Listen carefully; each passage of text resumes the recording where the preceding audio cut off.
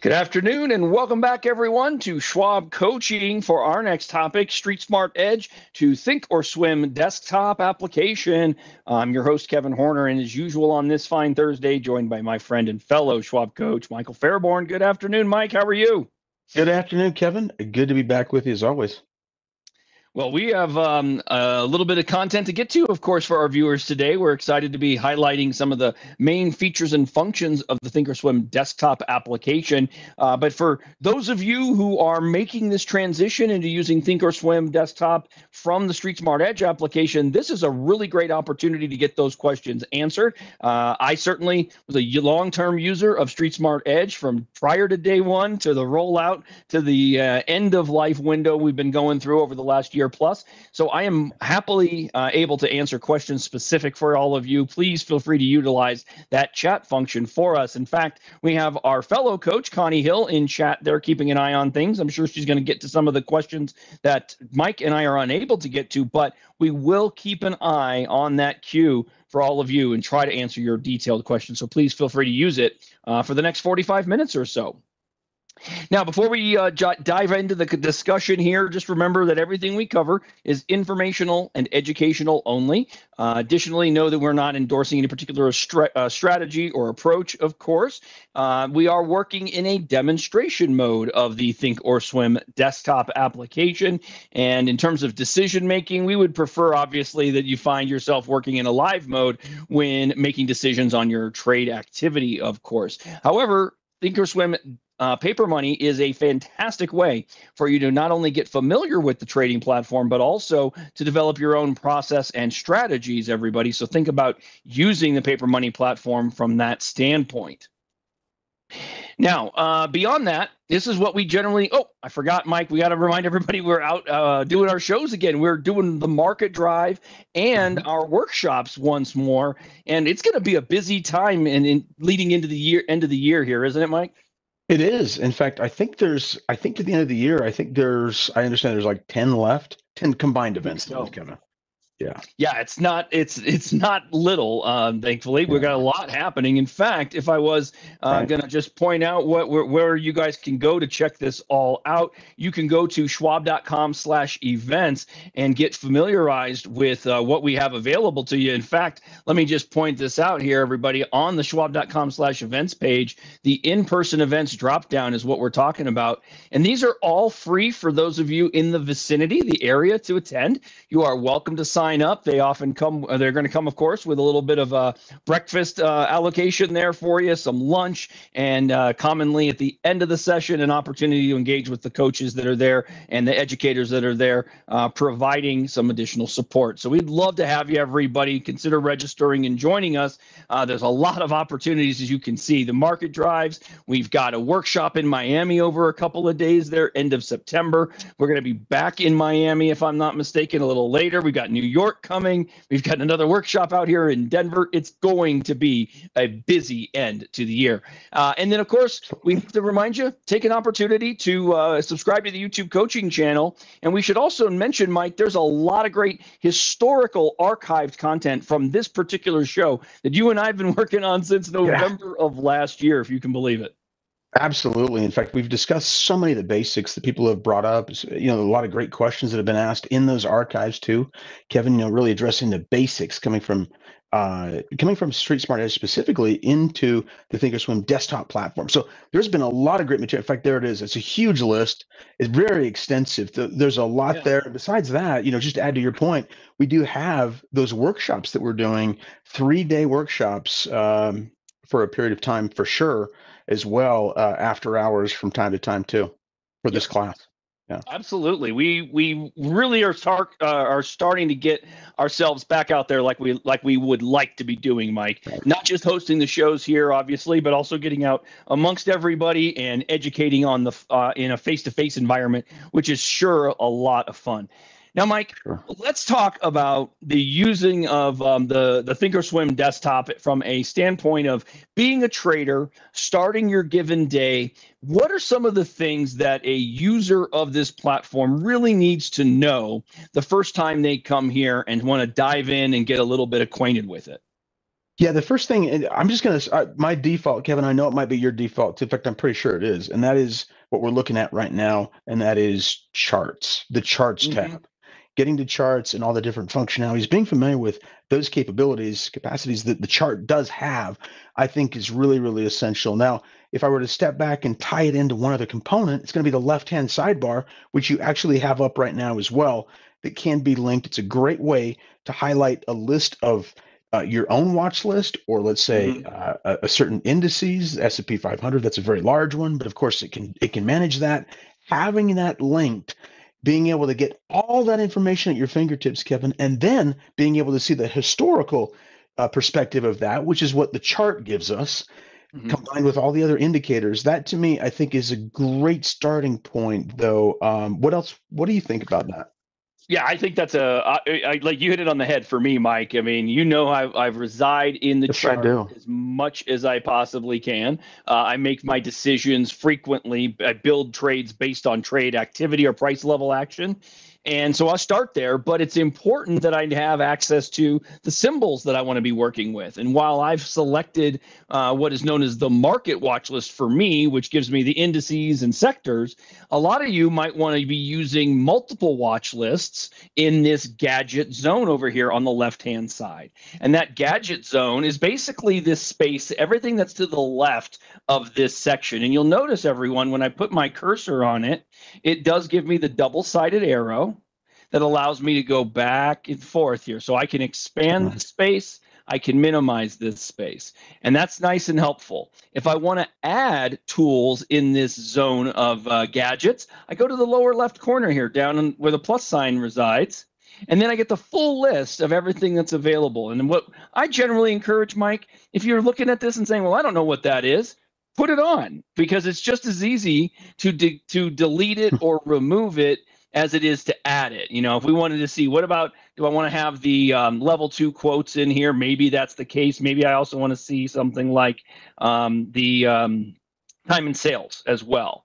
And so if I was a trader going through my portfolio, it might just be setting one of these watch lists to my current account and then subsequently linking my level 2 detail to the chart, linking my watch list to the chart, linking my time and sales to the chart, Mike. And so what I've got is a quick synopsis of an individual equity. As an example here, I need to change this to a 5 so that it links up with my chart. But now I can click Tesla, and now I've got the current level 2, the time and sales, I've got the chart. And Mike, on my chart, I'm also highlighting here that I've got order history for my positions in Tesla. Oh, nice, nice. So you got that right there, and that's one that I haven't actually done before. But I love that idea. I love the idea that we have the capability to like you just pointed out, Kevin. The other thing that would be really cool is news. You can see the Yep. news in the charts or on the left-hand sidebar. So I love that. That's just so cool. And then just minimizing those if you need to, so you can see what you're after. But so much great information that's just like literally right there with a click away. And I really liked what you said too about, hey, just, if you're not familiar with it, just add it in, see if you like it or could use it. At least you know that it's there. And I've Mm-hmm. done that a few times, Kevin, on a few of these before. I realized, oh, is there something I want to find out about, large purchases being made during the day or something like that? Well, that's in there, but I wouldn't have known had I not just been kind of testing things out, clicking on buttons. Mm-hmm. That is there too. So you can find that. The name's eluding me right now, but what is the name of that? It's I don't use it too often, but it is there. It's called. Let me just tell you real quick. Trade Flash. Yeah, we've talked about Trade Flash in the Yes. past here, and how this is specific to the individual equity, and it can give you a little bit of insight about the large block positioning, right? Right. Yeah. Okay, Cool for so ideas that's and kind of stuff. cool. Yeah. Mhm. Now, one of what I didn't highlight was the ease with which you would delete this. If you know you've got a tool that you want to keep and you just want to change which tool it is, you select Switch Gadget. If you want to eliminate it, it's Delete Gadget. Now, there was a question here from DJ just about manipulating the location of the gadgets. The only way that I'm aware of, Mike, to manipulate the top to bottom view on these gadgets is to close them and load them the way you want to see them. So, for example, if I wanted live news down below instead of at the top, I don't think I can click and drag it in any way. So I have to actually minimize it or delete it and then go back into news and basically add it another time, right? And then it'll be at the bottom of there. So, but I'm not aware of another way to manipulate that. Are you? The only thing I would say, there's one little, you've got the right concept though. You could just, instead of deleting, you can use the switch if you wanted to as well. But you're right. That's easiest, obviously. Switch. That makes so much more sense. I like your drag and drop idea though, actually. That's better. Well, that would be great if drag and drop was available. Yeah. Maybe we'll put that one up the ladder for our developers. There we go. They got nothing else going on, Mike. I know they're not doing anything, which is sarcasm. That was about as heavy a layer of sarcasm as I could give everybody, just as a heads up. So all of you are aware. We talk all the time about the nature of this tool. We recognize that no tool out there is really perfect, but what we're trying to develop is a tool that will grow with all of us as individual traders. Your ideas about features and functions are important to us. If we get the opportunity for a survey, please take advantage of it and let us know what kind of things you're looking for from the application here. That we are aware there's a few of the, hey, boom, there's a survey opportunity. Wonderful and on cue. We are aware that there are a number of features and functions that you want from StreetSmart Edge to be implemented in Thinkorswim Desktop, and there is a pipeline for many of those as well. As an example, we know walk limit orders are a high priority request, especially for our option traders. That is absolutely in the pipeline, as is an opportunity to recreate something akin to the all-in-one trade ticket from StreetSmart Edge that'll give our Edge users a little bit more familiarity with order entry, something that's going to resemble or be a little closer to what you're familiar with Edge. But Mike, I also thought this would be an excellent chance for us to highlight one other function. I'm going to close the gadget reel or the gadget zone and just remind you all, yes, there are a number of tools available. Play with them, see which ones you want to work with. But I want to mention, Mike, like a lot of the tool here, a lot of Thinkorswim, there's not just two ways to do things. Often there's like 3 or 4. And one of those things that I have chosen to eliminate from the way that I use the tool, but a lot of you are probably wondering why you don't see it, are these sidebar cells or the buttons available. And that's along the right rail over here. Now, these buttons are going to give us more detail for the chart in question here. So I've got Tesla, and this single chart view, I can manipulate, Mike, to make a lot more detail available to me. So for example, I can add a trade button right at the top. I can add the time and sales right along the right rail. I can also incorporate an option chain right on this same chart window, everybody. So if I want to be looking at a daily chart, intra-period chart, also simultaneously evaluating option chains and series, I can do it here as well. Mike, I can add in my level 2 in addition to my time and sales, and I can also have a news component if I want. And all of that is just by clicking these buttons. And of course, Mike, if I want to eliminate them, I'm just going to click on the same button again, it goes away. So it's just a on-off situation as it relates to these buttons. But Mike, a lot of this stuff, if you just decided I want this and not that, and then start manipulating the location or the borders of everything, I think a lot of traders are going to get this built in a way that they pretty much are going to be capable of using it very quickly. Yes, for sure, Kevin. And a lot of the tools that you're just kind of highlighting right now that are tied to it, I like how it merges the chart and what we just discussed in terms of like the watch list and the connectivity there with the chart. It ties it into kind of the next sort of step that we would take, and that is getting into understanding, hey, now what about the actual trading aspects? You've got everything you just put up there is combined into trading and gets us to that next level where from the point where we get our when we get our information, now we have some trade capabilities too. And notice, folks, it's so cool because as Kevin's clicking on these notations on the on the right hand side, these bars or tabs, that ties in now to actual trading. I mean, we've got time and sales here. We've got active trader. Of course, you've got the options. That's a new one, but it's a nice little transition now, Kevin, right from once we have the information, now we have right at our fingertips a way to take it to the next step, which is the actual trade process. Mm-hmm. Which you can write from here, right? Yes, it is. By opening the option chain, for example, I just opened up the one for next Friday. I know it's next Friday because of the date, 6th September 24.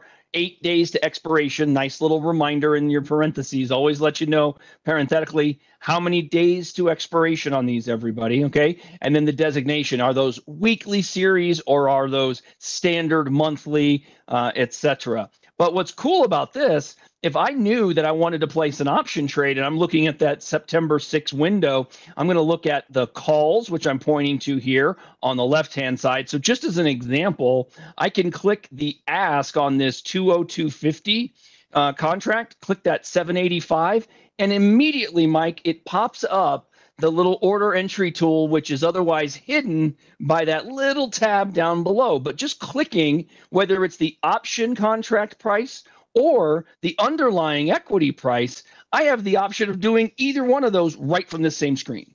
Right from the screen. Absolutely. That's so nice. And then, I mean, you've got the chart right there. If there's another idea you think of.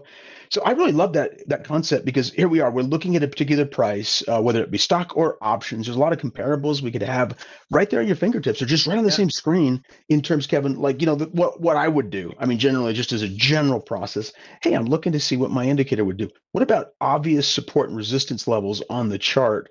And having that access as I'm going through and checking out, different prices to purchase at or different strike prices, whatever the case is. It's just a great way just to have it right there so you're not wasting the time of really clicking back and forth. And sometimes I get into a particular area, I get so deep into it, I'm like, what was I just looking at over here?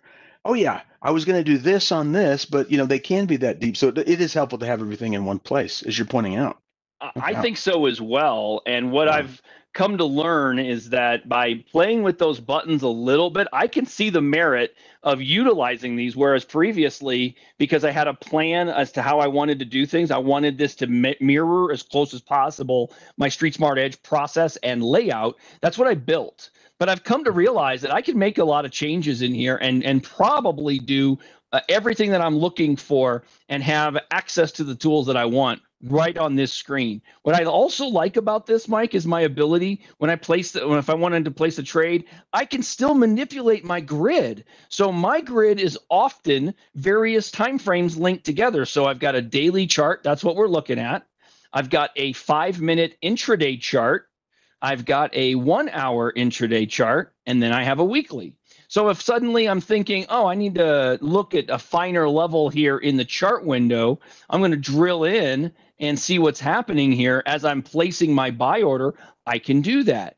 And I noticed that Tracy had a question in the queue here about looking at price action. Well, when you're mentioning price action, Tracy, I think what you're talking about is the ability to see what is the range that the stock is showing in a given single bar. So if we went to the very first bar of the day today, for example, look in the upper left corner here, right beneath the symbol. So we've got the timing of our chart, and this is the period of time. So every time I put my cursor on one, it's telling me 7:30 a.m. So that first 5-minute collective bar right there, we have the open at 209.80, the high in that 5-minute 211.70, the low 209.51, and it finished there at 211.58. That last two, the R range, $2.19. It tells you the high to the low in that 5-minute bar itself. So yeah, wherever it is you're finding, wherever it is you're utilizing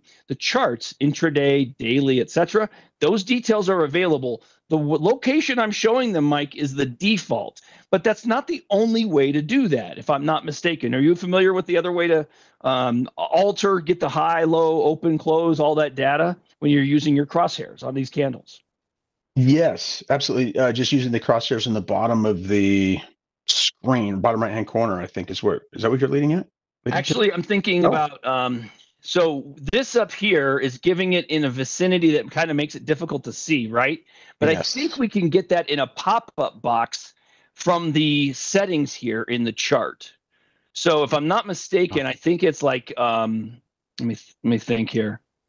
So it's like where the crosshairs go, and it's, let's see, positions, the data box. There it is. Oh, perfect. So Under general. Okay. exactly. So the general tab, data box, which is currently off. But if I wanted it fixed, here's how that would look. I'm going to do this on this box. So anytime I'm going to go back here. I'm sorry, everybody. Let's go back to my daily chart here. Maximize that visually.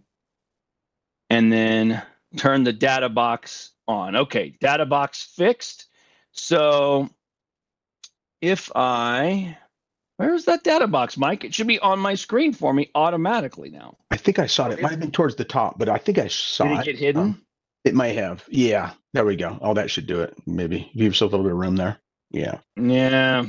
It's supposed to highlight there, everybody. If it doesn't, the alternative is to having it, rather than fixed, having it floating. Oh, and floating is how this, like this. Now, this box, Tracy, is going to give you everything you're looking for in the candle you're pointing to. Notice here, not just the range for the day, but it also gives you the data associated with the moving averages I have added onto the platform. And so as I move across and pick a different day, the date is changing. And there's your range. You can get the exact same thing on an intraday chart as well, as you can see.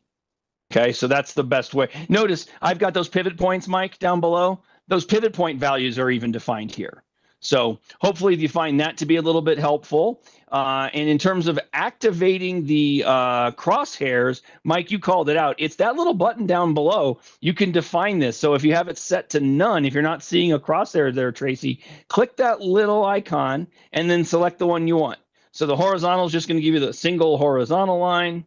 The alternative, of course, the single vertical line, or the actual cross, which is what I do prefer myself. So I do find the data box to be helpful, everybody, but I'll admit it takes up space, Mike, and it is distracting, and that's why I deactivated it. That's right. And I think some people may have had that initially, that data box. And I mean, with some programs, I remember one a long time ago where there was a button selection possibility of putting on, and that's what that reminds me of, Kevin, was like an old platform that I had, but maybe that's somebody else's newer platform that they're coming from, or whatever the case is. So it's just nice to know that there is that option available. So I think the question's great, and that's a cool way to kind of address it. I don't use it as much, so I'm just good with that little kind of that little row up top myself, using the crosshair. But I think the crosshair is helpful because the crosshair can also give you simultaneously some vertical information as well as horizontal support and resistance if you were ever using it. I've done that before too. Yeah, I mean, you can see the price in gray on the price rail, and down below on the time rail gives you the date you're pointing to, as does the upper left corner, tells you the date and all the range detail, as we've noted. But you know what, Mike, I got to thinking, yeah, this view might be more than what many want. Maybe you want all this stuff, but you don't want all this stuff added and distracting from your chart. So let me just give a thought here. What if we did uncheck all of those details? Okay. Oops, the option chain, level 2. And then I wanted to take a single chart. So I'm just going to detach this chart by going to detach, and then it's going to take my chart, move it over to another window, so it looks just like the one that I have, the grid that I have just taken off here. And then I'm going to just make this a single chart window. But now I'm going to decide, instead, I don't need a chart. You know what I do need more detail on? Or news, level 2, options, maybe the time and sales and the trade button. But I don't need a chart. I just want to see that information. And you know what? Now I can take this and sling it to another monitor so I can look at it simultaneously, side by side with the chart, and have a much better understanding of what's happening on my chart viewpoint. So just thinking about sliding that over to the second monitor altogether, now I'm using 2 monitors side by side instead of just one. Seems like a really nice, comfortable way to get the layout that I might want. Yeah, what a great way to use a second monitor. I know many people do use second monitors. I use a total of 3, but I do love that on the second one because a lot of times, hey, you're fine with the chart. You've already shown us too, how you can click back and forth on those arrows. So you can adjust the chart to what you want. Maybe you don't want it cluttered because, to be honest with you, Kevin, although I will say the way that you designed that was like a fine piece of art, so many colors, right? And we loved it all in one place. It was a beautiful sight. but at the same time, it's difficult to see when you have a lot of different indicators too. And I think many people do look at different indicators and they want to see that very clearly and very big. I know I would fall into that camp for sure, Kev. But I would like the other stuff on another screen, just as like kind of an information type screen is the way. That's actually how I do it. I found that to be more effective. Although every once in a while I'll click on the news just to get the news, and then when I'm done, I'll click off the news and it just takes me back to that bigger chart, where I get to see everything. Absolutely. Yeah, I'm a big fan of expanding my visual reflection, right? Being able to see the chart at as big a level as necessary. Sure. No trouble with that. And I've also noted as I've gotten older, that's been a requirement of me as well, with my other details, like maybe kicking up the overall size of my font in the platform to being a little larger. That's very common. I have made those adjustments along the way as It's easier well. than pulling out the microscope there, right? Or whatever. The magnifier, yeah. Magnifying glass, not the microscope. Yeah, it's a lot easier. Right. So, Mike, here, so we've just kind of walked quickly through linking up our gadget zones, utilizing the chart, navigating through the chart, accessing the various tools that are available here in the chart window, the news, the level 2, the time and sales, the option chains. What about some of the functions and features that a chart user are going to want to set up for themselves? Things like moving averages and additional studies. It's a big part of utilizing charts, obviously, and we should probably highlight how we go about doing so. Mike, why don't you walk me through adding some different detail, or better yet, let me just go into my studies, and I think I've got one in here that's baseline. Okay, so that's about as basic for me as it gets, Mike. Just 3 simple moving averages and volume. Let's add some stuff here. Give me some steps. Okay, sounds good. And I think, it depends for some people how advanced they are in terms of charting and what indicators they know what to find. If that's the kind of the situation, Kevin, which I think it may be for many of you, but not, there's a couple of different ways we can look at. But the initial one, let's just assume that you know the name of the indicator that you want to add. I think by far, Kevin, the quickest way to do this is just to the left of the little gear. And that is it the dropper icon? What do you call that? I've been informed it might be a flask, but I was calling it a beaker for the longest time. But I think it is as close to an Erlenmeyer flask as you can get. I'm going to start calling it a beaker. All right. Okay. Beaker it is. You used to. No, but whatever that is, it's like a chemistry glass of sorts. Yeah.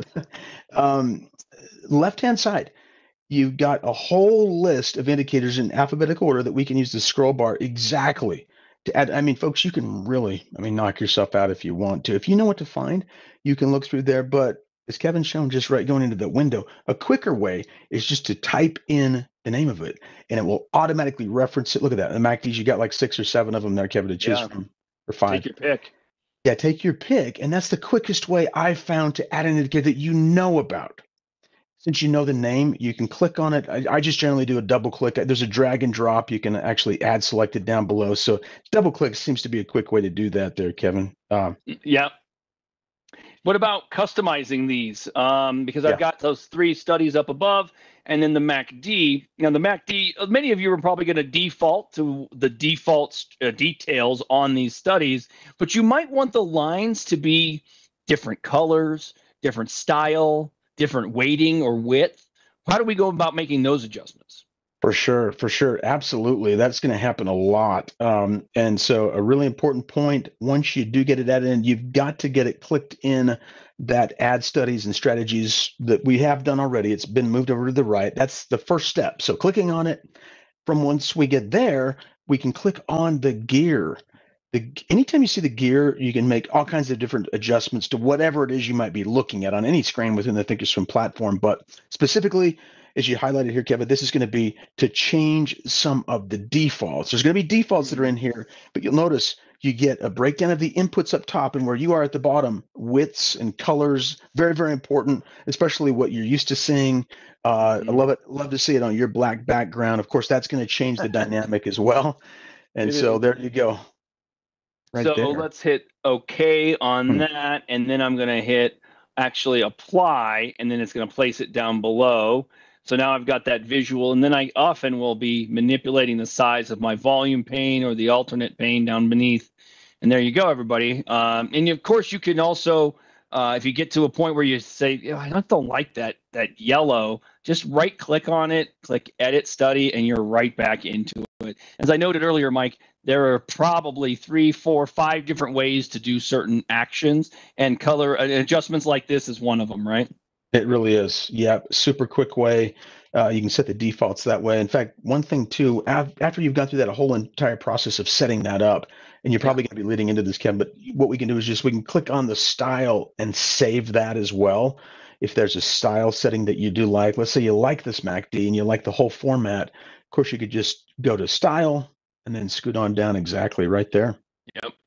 And when you do have saved style, everybody, where would you find them to pop out? They'll appear under load style for you once more. Okay. So just like you might expect, you might also think about, before saving style, you might think about saving your study set. So many of you familiar with StreetSmart Edge know about the hide and show function on your studies in StreetSmart Edge. It's a nice quick click on, click off, and your lines go away, or you can bring them back. Here in Thinkorswim, we can do that with a right click to hide a given study.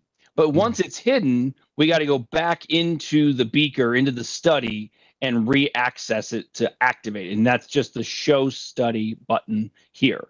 So get it back added, apply. Now it is back on there. So that's a quick way of doing that. However, I have learned through my own putting myself through the paces here over the last year or so, that creating individual study sets is the way to go for me.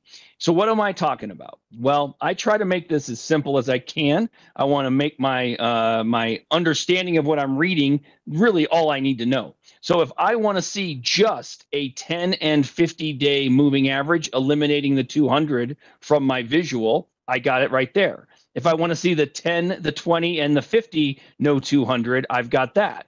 If I want to see only the 10, I've got that. And so my point is, everybody, creating study sets and being comfortable with studies, load study set, is a great way to manipulate your chart viewpoints and get exactly what you want from various looks. Some of you might decide, you know what, Kevin, instead of having all those different time frames like you do, where you've got the daily, 5-minute, hour, weekly, maybe they're all daily, but each one has a different study set. And then you're just manipulating your chart to go through the various sets. Mike, there's a number of ways you could do it, probably an endless number if we think about it. Yeah, there really are. And that it's so nice because those are pretty in-depth studies that I'm seeing there on your charts. And I mean, what a great way to just make sure you retain them and then be able to access them so quickly. One of the things too, Kev, is you mentioned previously is, hey, how do we find these different indicators? Well, back in that same studies section, if we didn't know, let's say, for example, the name of the study that we were after, we could go into just studies, or that's another great way. I guess you could go right there is just the studies themselves and look at all studies and break that down, because then it would give you a breakdown. That's a fantastic way. I was going to say the studies button or box, you could see upper right hand corner has that too, but I love where you're going there because that's all under the same beaker flask, Yeah, this one here, right? Yeah. It just a little bit of different layout. That's all. Add study. Yeah, you're getting into the tree this way, right? I call it the tree, which is basically highlight what you're looking for, and then it gives you what's in that one. So if you know you're looking for example, moving averages, here's the various options. There's many different moving averages. If you know you need a momentum-based study, you've got to go through the catalog. Look, there's A through M in momentum, there's M through S in momentum, and then there's a third one, S through W in momentum. So this is quite a bit of opportunity for you in the way of studies to be added in here. So I think, like I said, I just want to reiterate, I think the process that an Edge user was looking for is quickly alleviated with the study set setup if you take the moments to do this. And I got to say, I had so much fun playing with this because I was building them out. I would start from scratch. I'll add the 10-day, and then I'd save it, right? And then I'd take the 10-day and I'd add a single moving average. I'd add in the 20, and then I'd save that one. Then I'll add the 50, and then I'll save that one. And then I eliminate the 50 and put a 200 in. And I just went for probably an hour playing with it, customizing each of them, and then saving individual study sets. That was great. Now, there's an even faster way, Mike, that you can access maybe your most actively used studies, though, at a moment's notice. And that's available with the gear icon as well. It's the My Tools section, and I have become a very adept user at this. I find this to be wonderful. For me, I have it designated single panel, and what that means is instead of being on my chart, it appears like this in a free-floating box, essentially. And I've defaulted, or I've put in my 7 sections so that I can add any of these individuals, or I can create a chart that has this detail. So, Mike, I've got ATR and volume profile in. If I just wanted to add those right here, put up average true range. Now I've got an average true range study, put up volume profile. Now I have a volume profile study on Tesla. And if I wanted, I could just go back to my default for me. What do we call it? For me, it's the 2050 200. And now those are gone again. Okay, because I've just gone to my standard. So, Mike, I use that My Tools one all the time now that I've gotten comfortable with it. That's so nice. I have not even used that much. I'm so used to stuck in my other ways, but I love it. And it's actually somewhat fairly new. I don't even know when they added it in, but it's so cool to see that you're already, I mean, you're using that. You've got it down. And I love that because that is really, truly a time saver. So it looks like it's got the little minimize button on there as well. How did you click off? You just closed it?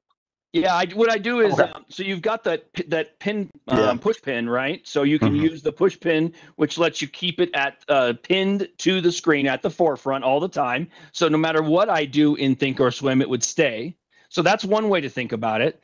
You can also know that it's always launched and loaded somewhere on your monitor. You just got to find it. And I use that by going to my toolbar, or the toolbar at the bottom of my laptop. I find it that way.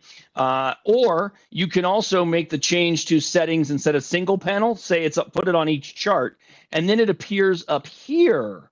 And I just found that to be distracting. So that's why I like it in the free floating box. But you can also pin this detail up above. You want to make changes to it, put it right there, alter it. This is great though, Mike. I could even make these my individual study sets. If I didn't want just the 200, I wanted a specific study set like the 2050 200. That's my default.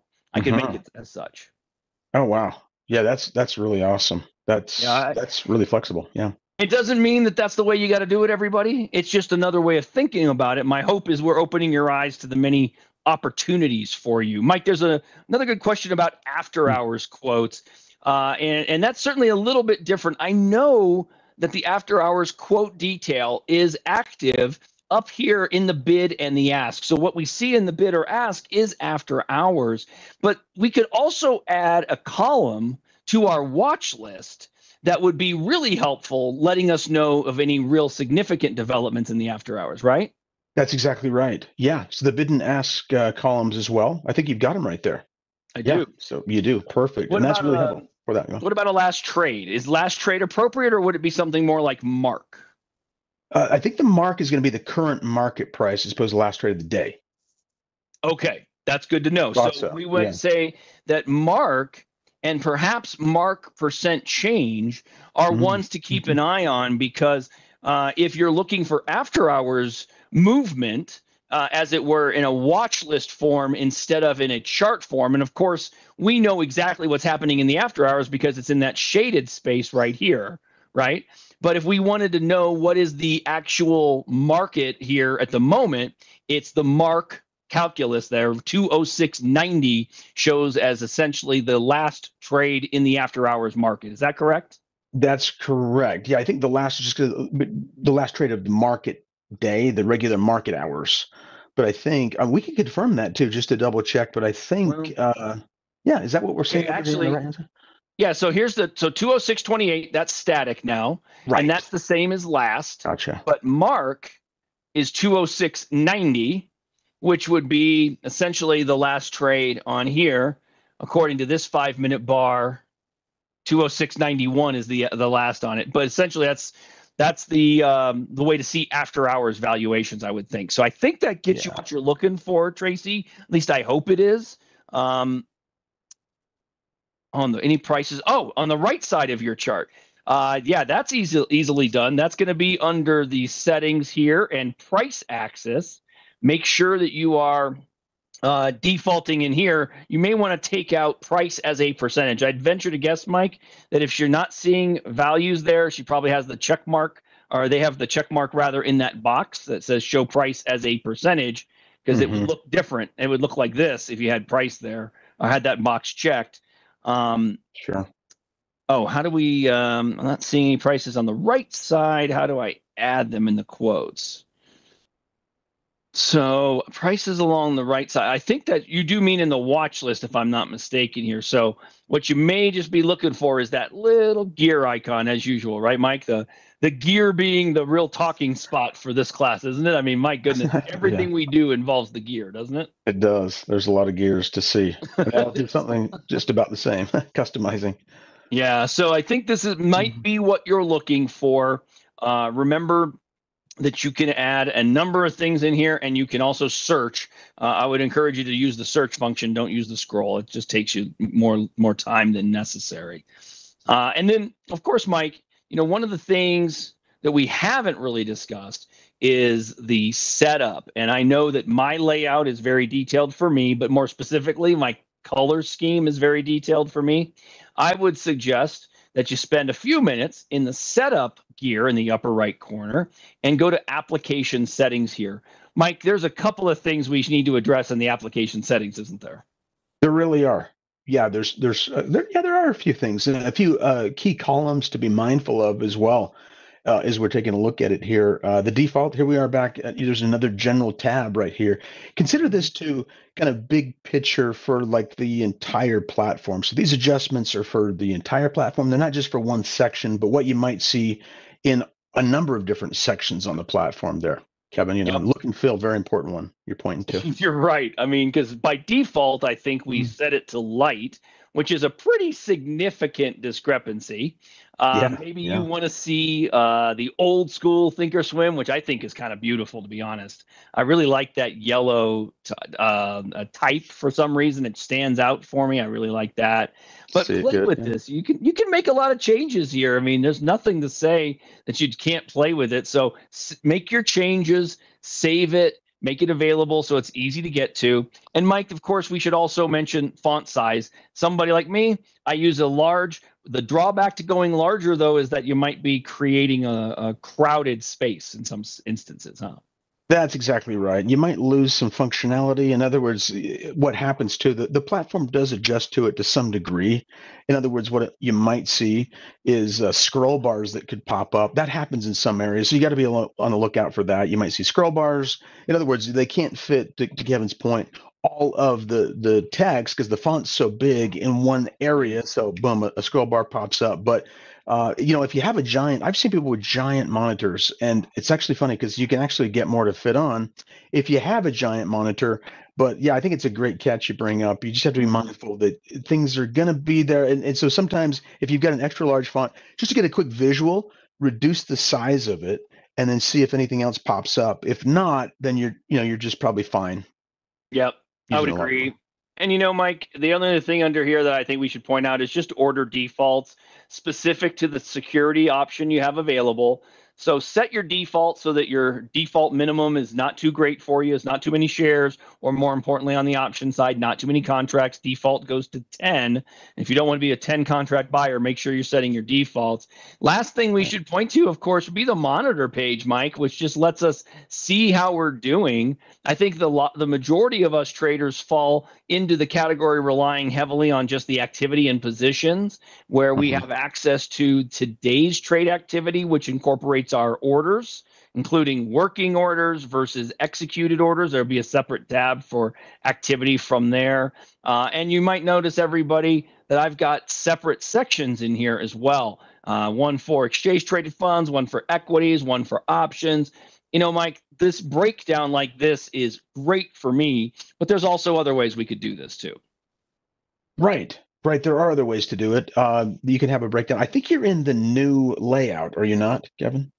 Perhaps. Yeah, I think so. Okay. New in the sense that I've got the sticky headers and all that fun stuff. Yeah, I think it might. That. Let's see, the 3 horizontal bars. What is it? The pancake indicate? Yeah, I don't know. It might be the bottom one. Oh, there it is. No, I'm sorry. It's the bottom one. I apologize. It's the one there you go. Okay. Oh, no, it's not. Is it the one right above it? There's a lot of that's about the same. Are we looking for the groups? There it is. Yeah, they've changed the name. My gosh, Yeah. a couple of days ago, it said new layout, but those have been adjusted with that most recent release. Forget it. Okay. You're in the right place. We're in the right pancake icon. Yeah. But yeah, that's how you could do it. So there are more adjustments that you can make to this group, but I love how you've done. I think this is the best way to do it because it's more relevant to exactly the way you trade and what you're looking for, right? Yep. You've got equities, options. I think that's great. I have seen distinctions like, let's say spreads or whatever the case might be, or covered calls. Oh, and there we go. And even sectors, which is for a lot of people great for those longer run portfolios where you want to make sure you've got exposure to multiple groupings and whatnot. But for a lot of us, it's just, hey, let's rely on the groups. We'll make our own groups, add a group, title it, make it really simple. I'll go back to group by none except for what I've defaulted to. So yet another function. And as always, save your workspace, everybody. Use that setup.